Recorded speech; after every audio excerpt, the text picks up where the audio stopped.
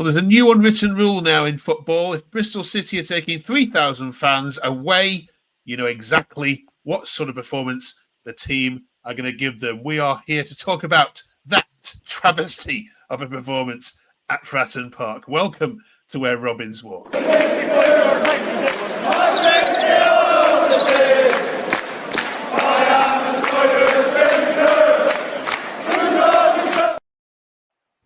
Yes, we're also talking about, was that the worst performance all season? And the frustration is growing. We want to challenge. We want to be in the Premier League. So what actually needs to change? We're also talking about set pieces and we're reacting to the FA Cup results and who have been the best fans this year at Ashton Gate. And as you can see, we've got a very disgruntled full house this week. We've got Sam, Liam and Ethan as usual. Ben is back following his debut a couple of weeks ago. And we've got Liam, who is also going to, I'm sure, be kicking off about what he saw at Fratton Park. Let's jump straight into it then. First of all, if you did travel to Fratton Park, I mean, hats off to you.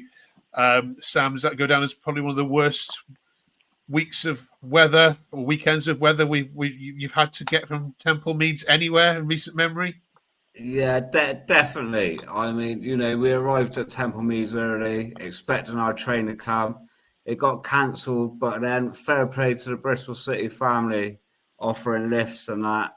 You know, we ended up getting down there, and once we were there, something inside me is thinking, I wish we didn't end up going down there.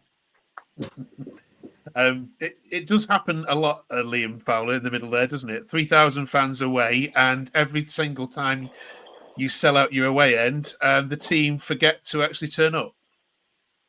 Yeah, I don't know what it is. Maybe we shouldn't travel in such good numbers and we might get a bit of a performance out of them. Incredibly frustrating. Thanks a lot, Liam. Liam, welcome to the show. What in your mind went wrong? Everything. I don't think the players actually wanted to be there. I think it was three awful goals, three defensive howlers, and yeah, just an awful day from beginning to end, really. Yeah, thanks for that. Ethan, was that the worst performance of the season? For me, yeah, 100%. I think the way you lose that game against the opposition, no offence to Portsmouth, obviously, I've got nothing to say. They've just stuffed us, but yeah, no, there's no way you should be losing in that manner to a side like that. So yeah, 100%.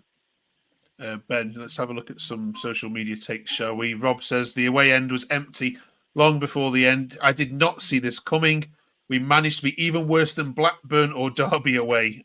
Solidly hopeless for 90 minutes in the history books for the worst I've ever seen us play. Knight had a mare, but comically embarrassing all over versus the bottom of the table. So, Ben, you know what question's coming here. In your short time following Bristol City, was that one of the worst away performances you've ever seen?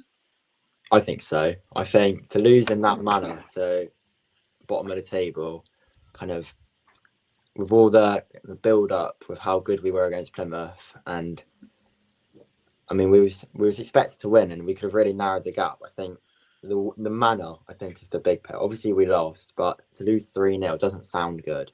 But then you watch the performance and you realise we were actually just terrible as well. And yeah, a lot of players didn't turn up. You can call it an off day maybe, but I just think all around everything just went wrong. Just I think the whole day just went wrong. Sam, there's lots of people saying that Pompey wanted it more, that they were fighting more for the ball. They're clearly more up for the game. The conditions were the same for both of them, so I don't buy Liam Manning's, interview where he says the conditions were bad. So why did Pompey want it more than a team that's fighting for playoffs to desperately get out of this league? Yeah, I don't know. When I heard that, when he was blaming the conditions, I mean, there's two teams on the pitch. It's like the same as what you said. And I mean, Pompey played into it perfect. They had the win behind them in the first half and against them in the second half, but they destroyed us in the second half. And the Bristol City players were playing like they wanted the game called off. They didn't even really want to be there. And after all our fans are putting all that effort to get there, they should offer us our money back, to be fair. It's probably not going to happen. I would likely suggest. Liam, Alex says it's absolutely abysmal. Questions need to be asked. Too many poor performances this season. We changed managers to push on, but yet we're sat in 12th. Anthony says, two of the worst centre-backs I've seen at this level panicking and lumping it up to Wells is probably not the best ways to set up, to be fair. Pompey had done our homework and caught us playing out from the back for two of the goals. Bad decision-making on our part, but no target man makes it other options difficult. What's your view on that? The centre-backs and just knocking it up to Wells, and you've got the giant on the bench, haven't you? He's not the man to be playing long ball to, surely. It is an odd one.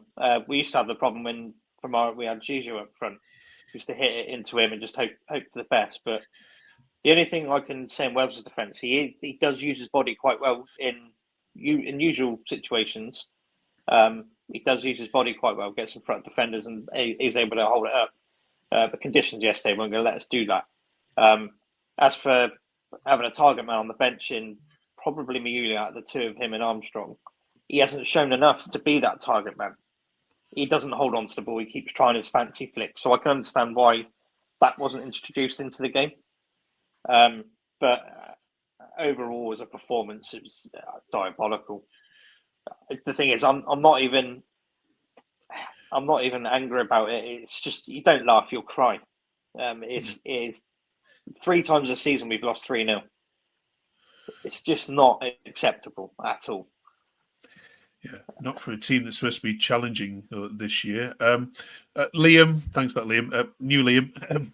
We've spoken a lot previously about Liam Manning and whether he's the right man going forward. What's your view on it? Because again, we've seen tweets like this one here saying, I would have thought the board would have only one option left now if they're serious in any way about playoffs. Give Manning a decent payoff and get in Mark Robbins. I'm going to get slated for this post, but I don't care. And there are a few like that. What's your view on it? Is that too reactionary to say Manning out after a result like this? I think it is and it isn't, because I was expecting us to be a lot better than what we are this season. I expected us not to still be in 12th. I thought over the summer we invested a lot of money, and we're still middle of the road. Yeah, Ben, what about you? Sorry, come. Yeah, I can see where they come from. I'm not Manning out. I think we have improved and we're a better team than we were under Pearson. So, and we're playing much better football, and there is a direction, but I think ignore them shaking their heads. They're very anti-Liam Manning. You carry on, Ben. We'd have liked to have seen more progress, obviously, but I know because we're impatient and we all want to see it happen now. But then again, I think just the more he works with the players, and I think we will improve. I'm hopeful. I'm saying that because I'm hopeful, but I think we will improve, and I think he definitely needs the rest of the season at least. I did see an interesting tweet last night, and it was mentioning about when Manning had the family problems, and no disrespect to him, but when Hogg come in and we went on a good little run, and they said now that Manning's back in, he's taken us backwards. Maybe Hogg's the way forward. Yeah, but you've got to be careful of that, because we tried that with Holden, and that was an absolute shit show. Yeah. It's not a case of that I'm Manning out. It's I can see where Ben's coming from by saying we're a better team. We play better football, but the results are no different. We're exactly the same place as we were when Pearson was given the boot, and he was given the sack for results, apparently. But then you've got to remember it took Pearson a whole year to get a home win at Ashton Gate. So I think with the better football as well, with the better football does eventually come better results. So eventually. But he's been here a year now, and we're still in the same position. You'd think after a year of being there, we'd be better off than where we are. Considering everyone was saying we've got a top 6 squad, which is absolute rubbish, in my opinion. We have lacked depth in all positions, And yesterday it just showed it. And for me, we were bad. We were as bad as Plymouth yesterday, and Plymouth were terrible last week, and we only put 4 past them because that's how bad they were. Now we're on the receiving end of it, and it shows how poor we are when things don't go our way. We're way too soft. There's no plan B, and for me yesterday, it's not all down to man and the coaching staff. It's down to the players on the pitch as well. They can see things aren't going. The first goal came from trying to play in tonight. Who's got his back to play, gets tackled. Okay, that's the way Manning wants to play. That's what he's drilled into these players. But on the flip side, O'Leary has to be in that position where he can see Knight getting closed down, put it long. I don't care if the conditions are bad. You can see there were 5 players in that Portsmouth, in our final third, 5 Portsmouth players waiting to play on that press. As soon as that ball was played in tonight, that was the trigger. Every time the ball was in tonight, the trigger of the press happened. And every time it happened, we were losing the ball. Same for the second goal. You're spot on about the plan B as well. 100%. We just, the conditions are there. You've got to change the way you play. Portsmouth did it. They know how Bristol City. There's no plan B. It's a mess. It's a disaster. But like I was going to say, that's not all down to Manning. For me, we had the question last week. You asked the question last week, Mark, of last time we played Portsmouth, who do we have in that team? The reason I said Lewis Carey is because when things weren't going our way and it wasn't coming from the sidelines, Carey was man enough and had the leadership to say, sit in, be tight for the next 10, 15 minutes. Let's not concede again. We don't have that player in that squad. As good as Jason Knight is, he is not a captain. Ethan, are you jumping more towards Manning out yet or not? No, I'm not. But this is possibly up there with the Holden days as my least favourite moment supporting Bristol City. I'm losing interest. I'm losing care at this point. Mm-hmm. And no football fan should feel that. But there is something there. But in his interview yesterday, Liam Manning saying how we've hit really consistent performances recently. It just doesn't make sense to me. Like, consistently what? Like, we've lost 3 out of the last 4. Something better. Yeah. The final thing I will say though is, it's a bit of a tongue-in-cheek comment. We alluded a while ago about turning draws. We need to stop having these draws. Well, for some reason, we've found a way now to turn these draws into defeats, and we're sliding further away than where we were. Something needs. I don't know what it is, but something needs to change.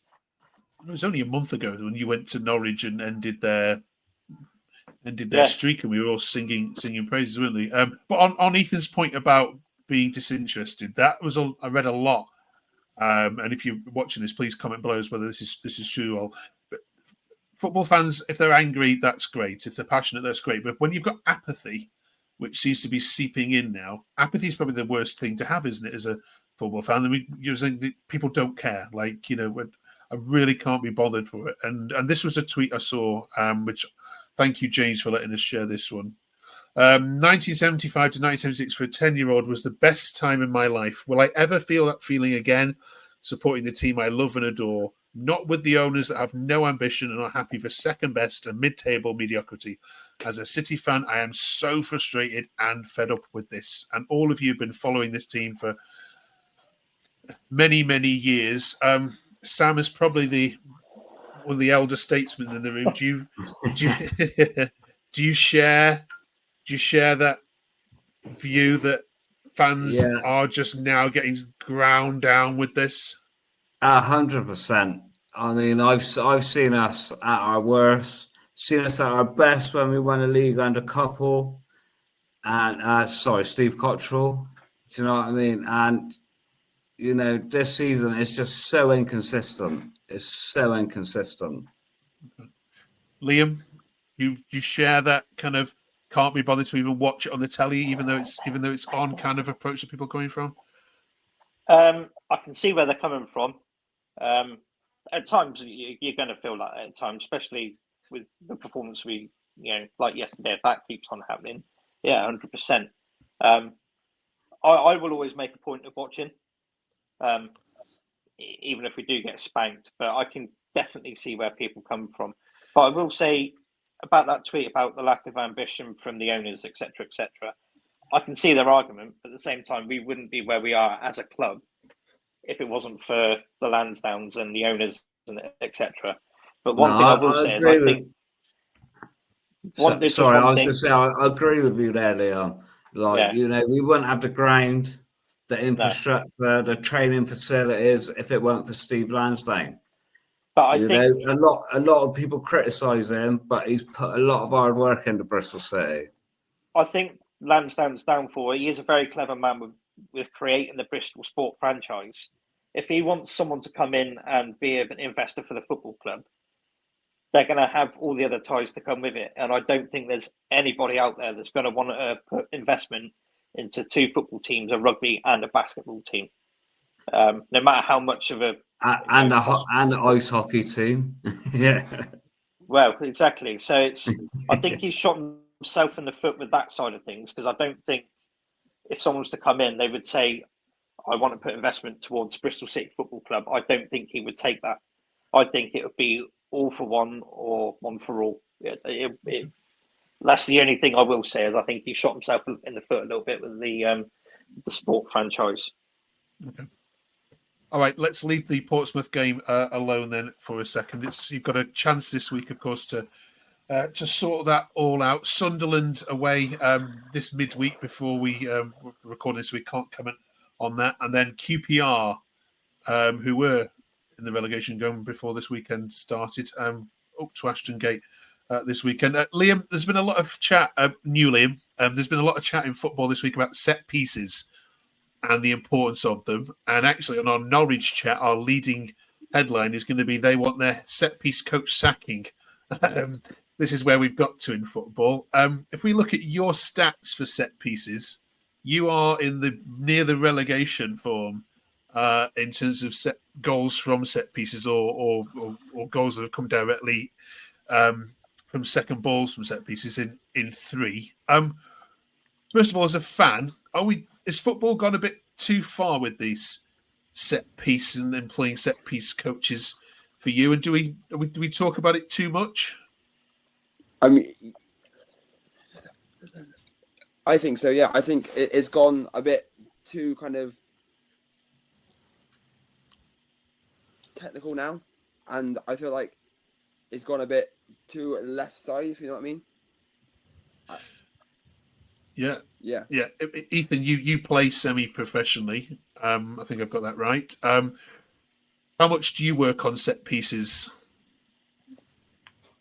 Not a lot, to be fair. There's routines and stuff like that, but there's not sessions dedicated to them or anything. You've got to work with what you've got. We've got some good assets in my personal side, so yeah, it's playing to your strengths. And we're looking at Arsenal and how they're doing it, and West Brom did it a few years back. You play to the strengths, and that's unfortunately, we just don't look very, promising from set pieces. But we've got the assets, we've got Dickey, McNally, when Atkinson when fit, and you've got Mayulu, who's decent in the air and stuff like that. And we still just don't seem dangerous from them. It's a bit confusing, really, with Twine's delivery as well. They should be definitely capitalised more on. Yeah. Ben, what's your take on this? Is this woke nonsense, or is this something that clubs should be investing more in? I'm not sure. I think about all the investments in it. I think, obviously it needs to be trained, but whether or not all the set piece coaches and all the effort that goes onto it is quite necessary, I'm not too sure. But no, I definitely agree that with ours, it needs to be better. We've got a lot of big men at the back. We've got Viner playing at right back. We should be scoring a lot more goals from set pieces. So we clearly need to do some work in the training ground. Okay. It won't help you to know that QPR are right near the top with set pieces. Jumping on this set pieces thing, right? When I was growing up watching Bristol City, we used to score from nearly every corner. What we had when we had Sean Taylor at the back, etc. And I think when I was watching it with my daughter, it took like 3 years for us to actually score from a corner. Okay. Right, let us know. At least we're not 12th in that table, though. That's all I will say. Yeah, you're not 12th, you're 20th. Yeah, absolutely. All right. Before we let you go, then, Wolves are coming to Ashton Gate in the FA Cup draw. Liam Fowler, was that you pleased with that draw? I think it's a winnable game. They're not doing particularly well under Gary Neal at the moment, and we're at home. The only stupid thing about it is they made it a 12 o'clock kickoff. But I was hoping for a personal. I think we said the other week. I was hoping for Arsenal away or Rovers at home. When the 4 came out, I was like, oh, and then obviously pulled out Wolves. But I think it's a winnable game. Yeah, you happy with it, Liam? Yeah. I think it's a winnable game. So yeah. Okay. Also, it's going to get stupid kickoff time. At least you haven't got Thursday at 7 o'clock like we have against Peter. It's just stupid, absolutely stupid. Yeah, the Peterborough fans are moaning like hell about that kickoff. As you would. Yeah, imagine if you drew Everton away and they gave you Thursday at 9. Thursday. It's their first ever game at Goodison Park, and they got to play at 7:45 on a Thursday night. You've got your friends across the river to thank for that, and they went Liverpool and Man City.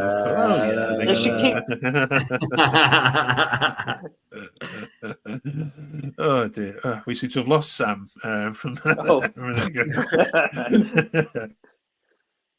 Finally, then, talking about fans, we should give fans some credit this weekend because, of course, the travelling that you've done. The fixtures this month are crazy. So let's give a shout out to some of the teams. It's the season of goodwill to all men. So, Ethan, at Ashton Gate this season, who've been the best away fans so far? I'll give them their flowers. Coventry City were really good, I thought, on both occasions as well. We had them in the cup pretty early on, and I thought they were decent. So I'll give it Coventry. Yeah, Ben? Yeah, I think I agree with Coventry. Surprisingly as well, I was actually very impressed with Plymouth. Even though they were 4-0 down, they were all still there, and I could hear them. And I think it was Burnley the week before. I don't think I could hear their fans. I don't think I could hear their fans throughout most of the game, but the Plymouth fans I could still hear when we were 2-3 up. So I'd definitely give a shout out to them. They always travel well.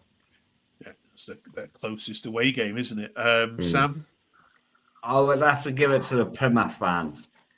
Do you know what I mean? They were getting battered, and they was just singing all the way through that. Do you know what I mean? 4-0 down, and they're still singing. Even though they were fighting amongst themselves in the away end, they were the best away fans this season. All right. And Liam? I would have said Plymouth, but I don't want to follow the crowd. I'm going to say Sheffield United. Purely because it was midweek, and they always bring decent numbers.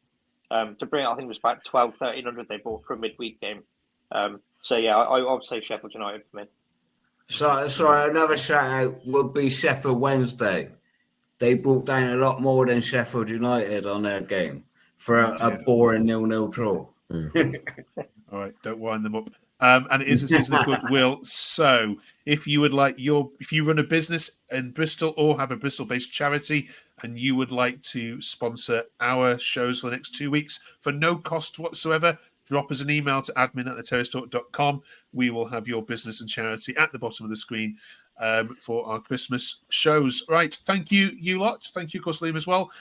Enjoy the Sunderland game. Enjoy the QPR game. We'll be here back next week. 7 days' time to review both of those. Can't be any worse than Pompey, can it? Hopefully. Cheers, guys. I don't know. We're Bristol City fans, so it is what it is, isn't it?